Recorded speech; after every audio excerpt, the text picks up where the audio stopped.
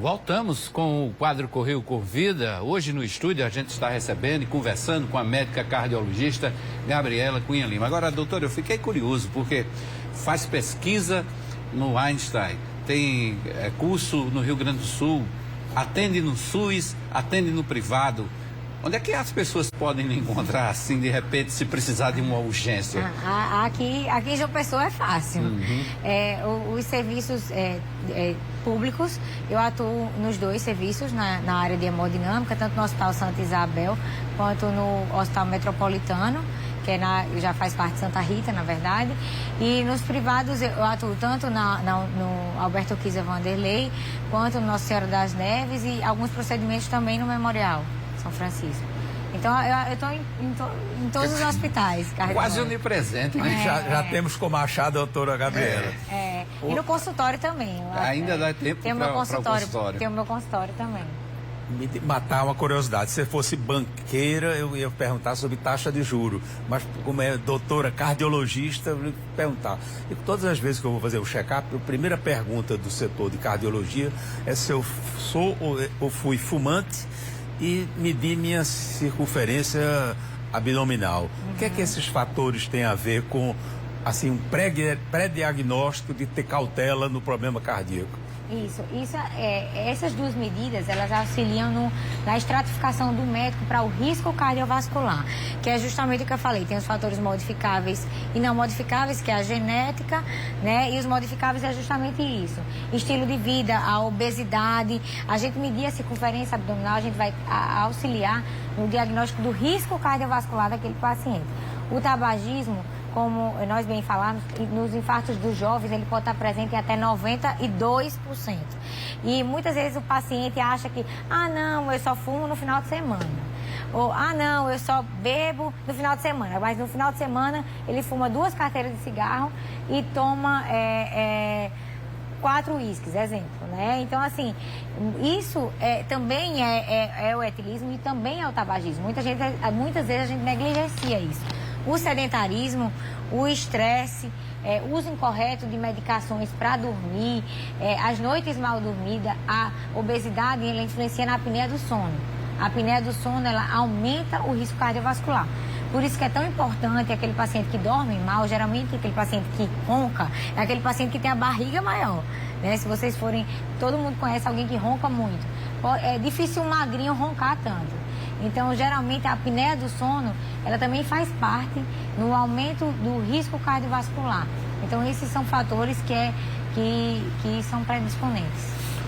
Pedindo carona aí no seu talento médico, que orientação você daria para o nosso telespectador? Que cuidados, fora, digamos, a alimentação, o exercício, como médica cardiologista, qual é a sugestão, orientação que dá para essa plateia imensa que nós temos? A gente vê que, por exemplo, no meu consultório eu recebo pacientes que estavam há 3 anos sem ir, que é justamente a pandemia do Covid.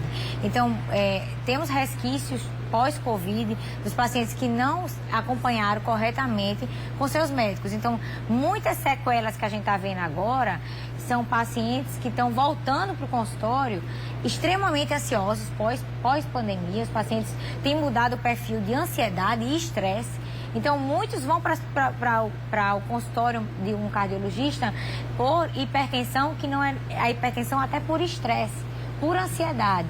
Muitas vezes não é nem só a hipertensão. Se você tirar aquele estresse, o paciente corrige aquela hipertensão. Então, assim, meu conselho é fazer o check-up diariamente, praticar exercícios físicos, como a gente sabe, ter menos estresse, né? E ser feliz e se cuidar, que é isso que importa. Agora, doutora, a senhora falou aí dessa questão de se cuidar e disse também que há casos mais jovens, de pessoas mais jovens que apresentam problemas cardíacos. Com o passar do ano, com a avançada idade, essa frequência ao médico cardiologista deve aumentar também? Isso, deve aumentar. O ideal, assim, para pacientes que não têm grandes fatores de risco, ela deve ser feita anualmente, né? Mas para pacientes que têm fatores de risco, são pacientes que têm colesterol elevado, o triglicerídeos elevado. Às vezes é um paciente jovem, de 40 anos, mas é um paciente que tem o triglicerídeos e o colesterol elevado. Então, esse check-up, ele deve ser mais precoce. para a gente identificar doença coronariana, problema de válvula. Com o passar da idade, a tendência é nossas artérias ficarem mais enrijecidas, com mais cálcio. Né? Então, inclusive a pressão arterial ela varia com a idade. Né? Então, o aumento de esses depósitos, essa pressão alta ao longo da vida, ela vai criando cicatrizes no nosso organismo, né? Aumentando a incidência de AVC, de infarto no futuro. Então, com certeza, o paciente que é mais idoso, ele deve fazer mais visitas ao cardiologista.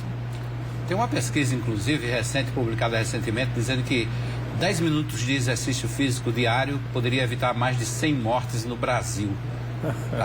O exercício diário ele é fundamental, né? Doutor Roberto é um praticante. Eu pratico e sou testemunha de muitas pessoas idosas que já estavam, digamos, ficar fora do ar e quando são jogadas intensivamente no exercício, são rejuvenescidas. A expressão do olhar muda. A expressão do olhar muda. Isso. O exercício físico, ele produz endorfina, né?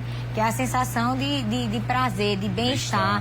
Então, eu acho que, o exercício físico, ele previne o aumento da pressão arterial, o aumento da obesidade, o estresse, o controle pressórico adequado. Então, tudo isso proporciona que a pessoa tenha uma melhor qualidade de vida, reduzindo o risco de doenças, tanto cerebrovasculares quanto cardiovasculares. Uhum. No caso de ex-atletas, a memória do corpo funciona? Sim, isso também ajuda, auxilia, mas não é tudo, né? A gente precisa... Eu tenho pacientes, inclusive, que assim, foram atletas a vida toda, e inclusive atletas jovens que a gente identificou doença cardiovascular. Mas a memória ajuda, mas é importante você continuar, não pode parar. No transplante de coração, se escolhe a compatibilidade ou não compatibilidade do doador com o receptor. Me diga uma coisa, se você recebesse um coração de um atleta ou recebesse o coração de um sedentário, haverá diferença lá no final? Não, o coração de um atleta, geralmente ele é mais hipertrófico, ele é mais musculoso, mais trabalhado. E mais um coração de um paciente que seja normal, sem grandes fatores de risco, ele vai trabalhar de uma mesma forma. Todos os dois são bem-vindos? São bem-vindos, com certeza. Receber fazer um transplante, acompanhar um transplante, isso é muito bem-vindo, né? E agora eu acho que essa questão de Faustão, ela proporcionou as pessoas a abrir um novo olhar para isso, Exatamente. né? E a gente tem grandes centros, inclusive aqui na Paraíba, a gente já consegue fazer esse transplante, tanto em rede pública quanto privada. Mas lembrando que o transplante cardíaco, a fila do transplante, ela é do SUS, né? Então, assim, os pacientes, tanto eles estando no setor privado ou no setor do SUS, ela tem que respeitar essa lista do SUS. Pela gravidade, né, da doença, né? Isso. De cada paciente. Isso. Ok. Eu tenho memória curta, eu queria que ela repetisse onde é que eu posso encontrá-la. Tanto na minha clínica, né, eu atuo na Cardioclin, quanto em todos os hospitais cardiológicos da cidade. Chegou lá, bateu atrás de Gabriela Cunha Lima, acha. Com certeza. Ok. Doutora Gabriela. Parabéns, doutora. Obrigada. Muito obrigado, parabéns pelo trabalho, muito obrigado pela presença aqui no quadro Correio com Vida. Obrigada, é um prazer estar aqui. Obrigada. Prazer foi nosso e dos telespectadores. Muita gente aprendeu muita coisa. Com certeza. Obrigada. Doutor Roberto, quinta-feira, né? Aqui de volta. Quinta-feira estamos Comentários. juntos. Ok. Obrigado mais uma vez.